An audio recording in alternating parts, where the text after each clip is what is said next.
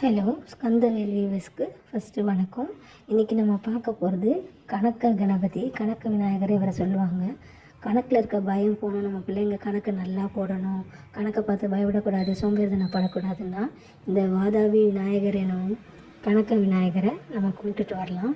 எப்போ முடியுதோ அப்போ போய் கூட அந்த ஊரில் தரிசனம் பண்ணிட்டு வரலாம். எதுக்கு இவரை பர்டிகுலராக கணக்கு விநாயகர், மேக்ஸ் விநாயகர்னு சொல்கிறாங்கன்னா, அந்த ஊரில் மன்னன் கோயில் கட்டியிருந்தார். அப்போ அந்த கணபதிக்கு கோயில் கட்டிகிட்ருக்காச்சு. அவர் அந்த கணக்கர்கிட்ட கேட்குறாரு, இந்த கோயிலோட கணக்கு, வரவு செலவு கணக்கெலாம் என்கிட்ட சொல்லுங்கன்னு சொல்லும்போது கணக்கர் வேலை பளுவில் அதை மறந்துடுறாரு. கன்ஃபியூஸ் ஆகி போய் தவிக்கும்போது மன்னர் சொல்லிடுறாரு, நாளைக்கு நீ இந்த கணக்கை என்கிட்ட காட்டணும், கரெக்டாக காட்டலைன்னா நான் சும்மா இருக்க மாட்டேன்னு கோபம் பேசிட்டு போயிடுறாரு. உடனே நைட்டெல்லாம் அந்த கணபதி கிட்ட இந்த கணக்கர் புலம்புறாரு மனசுக்குள்ளேயே, கணபதி நீ தான் எனக்கு துணை புரியணும், நாம் கணக்கெல்லாம் மறந்துட்டேன் வேலை பளு வேலை செஞ்சதுனாலன்னு சொல்கிறாரு. கணபதியே மன்னன்கிட்ட கணக்கு சொன்னதுனால கணபதி மன்னர்கிட்ட கணக்கு சொன்னது கணக்கருக்கு தெரியாது.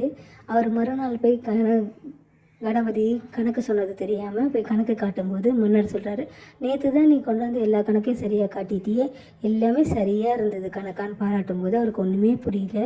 மன்னன்கிட்ட நடந்ததை சொல்கிறாரு, நான் அரண்மனைக்கே வரலன்னு.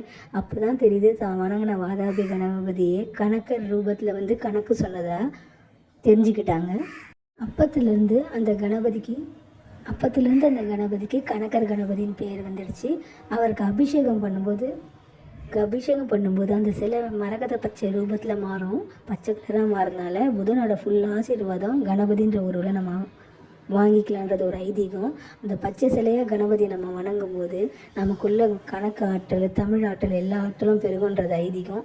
நீங்களும் உங்களால் முடியும் போது போய் அவரை சேவிச்சிட்டு வாங்க. நான் டிஸ்கிரிப்ஷனில் அட்ரஸ் கொடுக்குறேன், பாருங்கள்.